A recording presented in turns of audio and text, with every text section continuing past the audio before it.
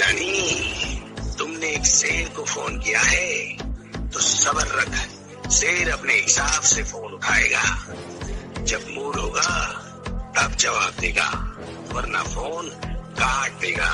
क्योंकि मोबाइल तो हम सिर्फ शौक के लिए रखते हैं, वरना हमसे बात करने के लिए तो हमारे रूबरू आना पड़ता है।